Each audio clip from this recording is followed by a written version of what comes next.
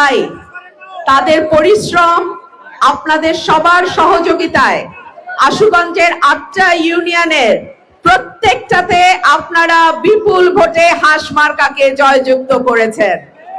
আপনাদের কাছে আমার অশেষ কৃতজ্ঞতা এবং ধন্যবাদ।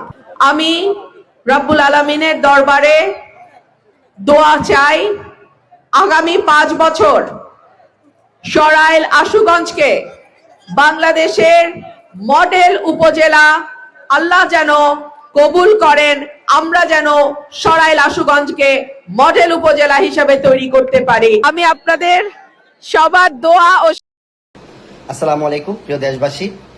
আমরা আসলে খুবই আতঙ্কিত বর্তমানে বাংলাদেশের বর্তমান পরিস্থিতি নিয়ে। এনসিপির কয়েকটা বেয়াদব ছেলে যে ধরনের উস্কানিমূলক কথা বলে যাচ্ছে, এগুলো আসলে ধৈর্যের বাঁধ ভেঙে যাচ্ছে। মির্জা আব্বাস সাহেবকে নিয়ে, আপনারা সকলেই জানেন, মির্জা আব্বাস সাহেবকে নিয়ে নাসিরউদ্দিন পাটোয়ারি এনসিপির, সে এখন বাজে একটা বক্তব্য দিচ্ছে যে মির্জা আব্বাস নাকি কি চ্যাটের বাল, হ্যাঁ, মানে তাকে খবর করে ছেড়ে দিবে এবং তাকে সভ্য হতে বলছে যে মির্জা আব্বাস তার বিরুদ্ধে মানহানি মামলা করছে, এই জন্য বলতেছে যে মির্জা আব্বাসের তো সম্মানই নাই, তার নাকি মানহানি মামলা করছে। এই ধরনের এগুলো সে প্রচন্ড হুমকি দিছে সরকারি দলের এমপিকে এবং মির্জা আব্বাসকে এবং পুরো বিএনপিকে সে হুমকি দিয়েছে, যা এটাই প্রতিফলিত হচ্ছে। আপনারা জানেন মির্জা আব্বাসের বিরুদ্ধে আজ পর্যন্ত কোনো লোক চাঁদাবাজি, মাস্তানি বা সন্ত্রাসী, গডফাদার, গ্যাংস্টার এ ধরনের কোনো মন্তব্য করে নাই। যেদিন নাসিরউদ্দিন পাটোয়ারি ঢাকা ৮ আসন থেকে নির্বাচন করবে, সেদিন থেকে মনে করেন মির্জা আব্বাস সাহেব মানে খুনি হয়ে গেছেন, চাঁদাবাজি হয়ে গেছেন, গ্যাংস্টার, চাঁদাবাজ, মাস্তান, তাসপান যা আছে সবকিছু বলতেছে মানুষকে বিকৃতি করার জন্য, মানে সে এমপিতে পাশ করার জন্য।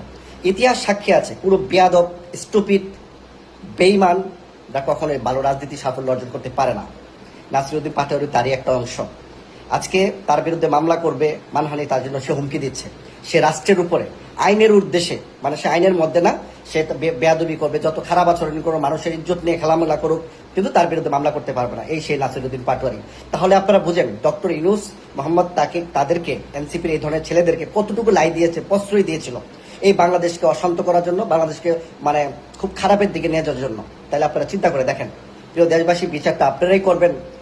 তারেক রহমান সাহেব প্রধানমন্ত্রী হচ্ছে, যে ধৈর্যের পরিচয় নিয়ে বাংলাদেশকে এগিয়ে নিয়ে যাচ্ছেন, তারা এগুলা প্রতিঘাত করতেছে যেন তারেক রহমান, বিএনপি যেন তাদের পায়ে মানে ফাঁদে পা দিয়ে যেন একটা বিশৃঙ্খলা শুরু করে, তাদেরকে মানে একটা বড় ধরনের একটা আঘাত করলে তারা সামনের দিক দিয়ে অসহায় ছাত্রদেরকে ঢেলে দিবে, কয়েকজন ছাত্র মারা যাবে, বলবে যে আমাদেরকে মারছে বিএনপি সন্ত্রাস, আওয়ামী লীগের সন্ত্রাস, মানে এইগুলো একটা পরিকল্পনা তাদের। কিন্তু বিএনপি এত বোকা না। কিন্তু একটা কথা মনে রাখবেন, ধৈর্যের বাঁধ ভেঙে গেলে কেউ কিন্তু ছাড় দিবে না। বিএনপির মির্জা আব্বাসের লক্ষ লক্ষ মানুষ, তারা কিন্তু সবাই চুপ করে আছে, তারেক রহমান নির্দেশ অনুযায়ী চুপ করে আছে, মির্জা আব্বাসের অনুযায়ী চুপ করে আছে। কিন্তু এইসব ছেলেরা, নাসিরউদ্দিন পাটোয়ারি বা সার্জিস আলম বা যে কি জানি ওই হাসনাত আব্দুল্লাহ, যে ধরনের মুখের উচ্চারণ, ভাষা দিয়ে কথা বলে, এটা কোনো ভাষার ভিতরে পড়ে না, তারা কোনো রাজনৈতিক ব্যক্তিত্ব হতে পারে না। একটা অসভ্য, বেয়াদব বা মানে উচ্ছৃঙ্খলজনক কথা বললে তারা নেতা হয়ে যা বা ভাইরাল হয়ে যা, ভাবছে মির্জা আব্বাসের বিরুদ্ধে কথা বলতে পারলেই বড় আমি বড় লিডার হয়ে যেতে পারি বা আমি বড় নেতা হয়ে যেতে পারি। তারা একটাবার চিন্তা করে না মির্জা আব্বাসের অনুসারী আর তাদের অনুসারীর মধ্যে আকাশ পাতাল পার্থক্য আছে। নাসিরউদ্দিন পাটোয়ারি লোক আনবে ভাড়া করে, কারণ যেই টাকা ডক্টর ইউনূসের সময় তারা কামিয়েছে, বিভিন্ন কমিটি মানে প্রমোশন বাণিজ্য, বদলি বাণিজ্য, বিভিন্ন শিল্পপতিদের কাছ থেকে আপনার আওয়ামী লীগের ট্যাগ লাগানোর ভয় দেখে এনসিপিরা যেভাবে সমন্বয় একটা টাকা কামাইছে, সেই টাকাগুলো রাস্তায় এখন খরচ করতেছে নির্বাচনে। এখন নাকি আবার সামনে সিটি কর্পোরেশন নির্বাচন করবে।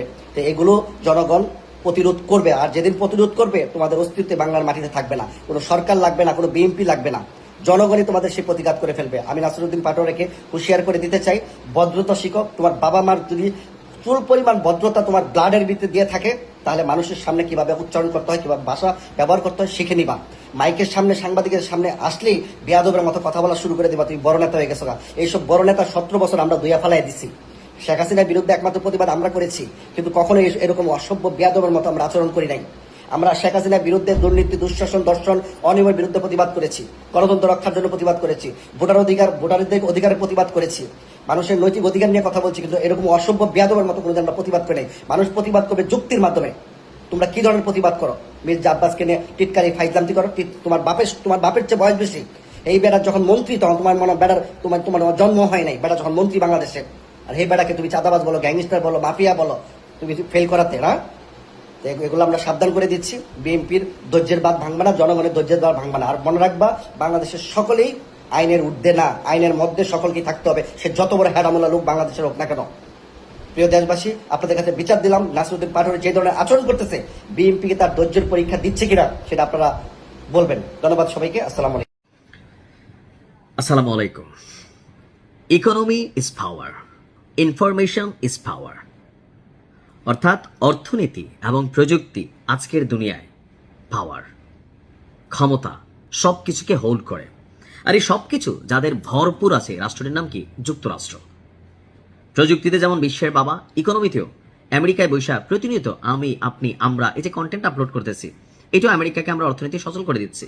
এই যে আপনি বিদেশ থেকে বাংলাদেশে রেমিটেন্স পাঠাচ্ছেন, ইউএস ডলার কনভার্ট হয়ে কিন্তু আপনি এটা ব্যবহার করতে হচ্ছে, টাকাটা পাঠাইতে হচ্ছে।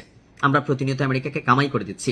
আর এই কামাইয়ের কারণে তারা করে কি? যে যুদ্ধ বিভিন্ন কিছুতে, বা বিশ্বব্যাংক, এডিবি, এইডিবি, জাতিসংঘ, হিউম্যান রাইটস ওয়াচ বিভিন্ন কিছু বানাইয়া পৃথিবীকে টেকনিক্যালি তারাই সাদা বানায়, তারাই কালো বানায়, কারণ তাদের কাছে টাকা আছে। আর এই টাকার বলে ইরানের সাথে যে যুদ্ধে লিপ্ত হয়েছে, সেই যুদ্ধে এবার ইরান ভিন্ন রকম একটা পদ্ধতি অবলম্বন করছে। পদ্ধতিটির নাম হচ্ছে হাতে মারবো না, ভাতে মারবো।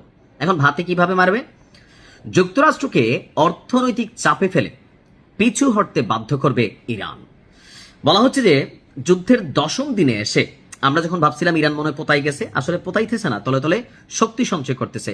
কৌশলগতভাবে যুদ্ধটাকে বুঝতে চেষ্টা করছে, এমনকি কোথায় কোথায় আসলে খেলা উচিত, শক্তি কম খরচ করে তা বুঝতে শিখছে। শুধুমাত্র মাঠের লড়াই, ক্ষেপণাস্ত্র, ড্রোনের মাধ্যমে এই লড়াই জয় করা সম্ভব না। দরকার হচ্ছে একটা স্নায়ু যুদ্ধ, অর্থনৈতিক যুদ্ধ, অনেক যুদ্ধ, যেমন রাশিয়ার বিরুদ্ধে পশ্চিমারা খেলেছিল।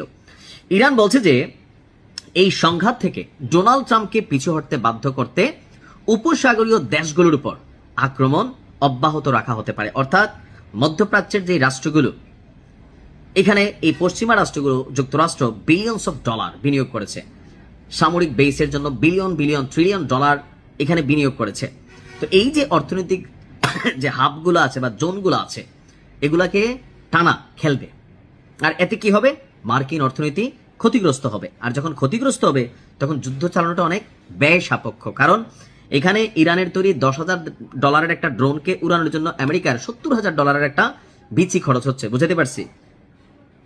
এখন আপনার বলা হচ্ছে যে ইরানের এই কঠিন অবস্থান মধ্যপ্রাচ্যে নতুন করে আরো একটা জিনিস তৈরি করতে পারে। সেটা হচ্ছে যে ইরানের বিরুদ্ধে মধ্যপ্রাচ্যের দেশগুলো আবার লড়াই অবতীর্ণ হতে পারে। তো ইরান কি এটা বোঝে না? বোঝে। বাট ইরান বলছে আমরা এটা করব।